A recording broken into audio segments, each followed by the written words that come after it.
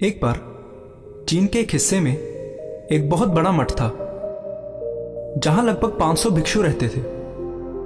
वो सभी अपने गुरु के मार्गदर्शन में खुद को जानने का अभ्यास कर रहे थे।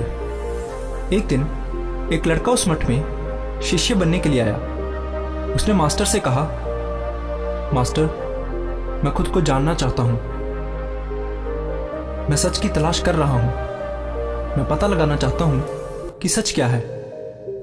मास्टर ने उसकी ओर देखा और कहा कि अगर तुम सच जानना चाहते हो तो तुम्हें अपना पूरा जीवन दांव पर लगाना होगा। सच को जानने में तुम्हारा पूरा जीवन लग सकता है और फिर भी इस बात की कोई गारंटी नहीं है कि इस जीवन काल में तुम्हें सच का पता लगेगा या नहीं। क्या तुम इसके लिए तैयार हो? शिष्य ने कहा, मास्टर, मैं यहां पीछे मुड़ने के लिए नहीं आया हूं। मैं इसके लिए तैयार हूं। गुरु ने कहा, अगर ऐसा है तो एक काम करो। इस मठ में 500 भिक्षु हैं। तुम उनके लिए चावल कूटने का काम करो। बस सुबह से शाम तक चावल को कूटते रहो। जब तुम थक जाओ तो सोने चले जाओ और फिर अगली सुबह उठकर चावल कूटना शुरू कर दो। इसके अलावा कुछ और मत करना। किसी और चीज के बारे में मत सोचना। बस इस रास्ते पर चलते रहना और दोबारा मेरे पास मत आना। जरूरत पड़ने पर मैं खुद तुम्हारे पास आऊंगा। उस लड़के ने गुरु के आदेश का पालन करते हुए चावल कूटना शुरू कर दिया। उस मठ में 500 शिष्य थे। उन सभी को समय समय पर भोजन की आवश्यकता पड़ती थी, इसलिए वो सुबह बहुत जल्दी उठ जाता था और देर रात तक चावल कूटता रहता था। जब वो थक जाता तो उसी कमरे में सो जाता जहां वो चावल कूटता था। वो किसी से बात नहीं करता था और ना ही कोई उसके पास बात करने आता था। कुछ महीनों तक चावल कूटते हुए उसके मन में पुराने विचार आते रहे, लेकिन जब उन विचारों को कोई नया विषय नहीं मिला तो वो अपने आप ही मिट गए। धीरे धीरे उसके मन में विचार कम होने लगे। कुछ सालों के बाद तो वो अपना नाम तक भूल गया। वो हमेशा चुप रहता और विचारहीन अवस्था में बस चावल कूटता रहता। उसने ना तो कभी ध्यान किया था और ना ही कभी कोई शास्त्र पढ़ा था। मठ के बाकी शिष्य उसे मूर्ख समझते थे। ऐसा करते हुए 12 साल बीत गए।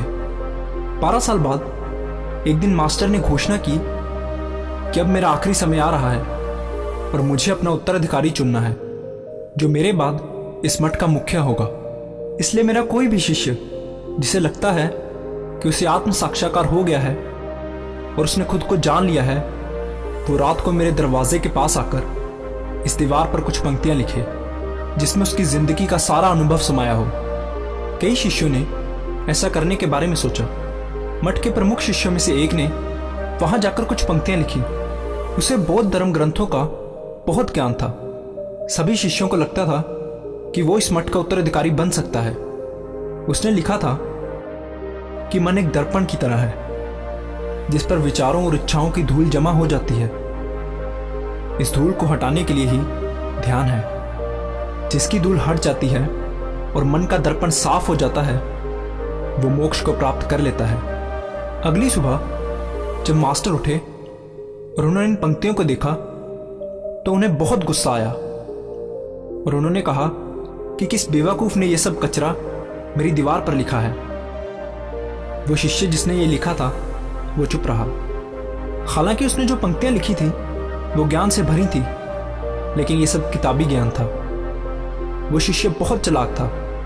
उसने पंक्तियां लिखी लेकिन नीचे अपने हस्ताक्षर नहीं किए, क्योंकि वो स्वयं इसके बारे में निश्चित नहीं था कि ये सही है या नहीं। क्योंकि उसे आत्म साक्षात्कार नहीं हुआ था, गुरु ने इन पंक्तियों को पूरी तरह से खारिज कर दिया। ये देखकर सभी हैरान रह गए। ये घटना पूरे मठ में चर्चा का विषय बन गई। इस विषय पर बात करते हुए 2 शिष्य उस शिष्य के पास से गुजरे जो 12 साल पहले यहां आया था और दिन रात बस चावल कूटता रहता था। दोनों की चर्चा सुनकर वो धीरे से हंस पड़ा। दोनों शिष्यों ने उससे पूछा कि तुम क्यों हंस रहे हो? उन दोनों की नजर में ये चावल कूटने वाला बहुत ही तुच्छ भिक्षु था। किसी ने भी उसे ना तो कभी ध्यान करते देखा था और ना ही कभी कोई शास्त्र पढ़ते। हर कोई उसे मूर्ख समझता था जो बस चावल कूटना ही जानता था। उस मठ में बहुत बड़े बड़े विद्वान थे लेकिन उस चावल कूटने वाले को किसी से कोई मतलब नहीं था, इसलिए वो दोनों शिष्य उसे मुस्कुराता हुआ देखकर चकित रह गए। उन्होंने फिर उससे पूछा कि तुम क्यों हंसे? उसने जवाब दिया, मैं इसलिए हंसा क्योंकि मास्टर सही बोल रहे हैं, ये सभी पंक्तियां कचरा हैं, इन पंक्तियों का कोई मूल्य नहीं है। वो दोनों शिष्य चौंक गए। उन्होंने उससे पूछा कि क्या तुम कुछ ऐसी पंक्तियां लिख सकते हो जो इससे बेहतर हो? चावल पीसने वाले ने जवाब दिया, नहीं, क्योंकि मैं अनपढ़ हूं, लेकिन हाँ, मैं कुछ पंक्तियां कह सकता हूं, और अगर तुम उन पंक्तियों को लिख सकते हो तो मैं तुम्हारे साथ जाने के लिए तैयार हूं। उन दोनों शिष्यों ने कहा, ठीक है। वो मास्टर के कमरे के पास गए और चावल कूटने वाले ने कुछ पंक्तियां बोली और दूसरे शिष्य ने उसे दीवार पर लिख दिया और उन पंक्तियों के नीचे लिख दिया, चावल कूटने वाला। उन्हें लगा कि मास्टर इस पर भी गुस्सा करेंगे। जो पंक्तियां उसने लिखने के लिए कहा था वो बहुत अद्भुत थी, और वो पंक्तियां थी, मन तो बस एक भ्रम है, ना तो मन है और ना ही मन का कोई दर्पण है, और जब मन ही नहीं है तो धूल कहाँ ठहरेगी। जो ये जानता है वो सच को जान गया है। जब गुरु ने इन पंक्तियों को देखा तो वो आधी रात को उठे और उस चावल कूटने वाले के पास गए। वो सो रहा था। मास्टर ने उसे जगाया और कहा कि ये लो, मेरी छड़ी और मेरे वस्त्र ले लो, आज से तुम मेरे उत्तराधिकारी हो, लेकिन अभी इस मठ को छोड़कर दूर चले जाओ, क्योंकि इस मठ में बहुत सारे विद्वान हैं जो खुद को तुमसे श्रेष्ठ मानते हैं।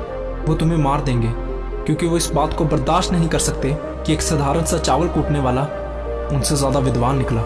तुम्हें वो सारा ज्ञान हो गया है जो मुझे है, और तुम्हें ये केवल चावल कूटते कूटते हुआ है। और मुझे पता है कि तुम जहां भी जाओगे लोग तुम्हारे पास आने लगेंगे, क्योंकि जब कोई फूल खिलता है तो उसकी महक हर तरफ फैलने लगती है। उसने अपने गुरु के पैर छुए और रात को ही वहां से चला गया। अगर हम अपनी जिंदगी में देखें तो पाएंगे कि बहुत से लोग सोचते हैं कि ध्यान केवल एक जगह बैठकर आंखें बंद कर कर ही किया जा सकता है, लेकिन हकीकत में ऐसा नहीं है।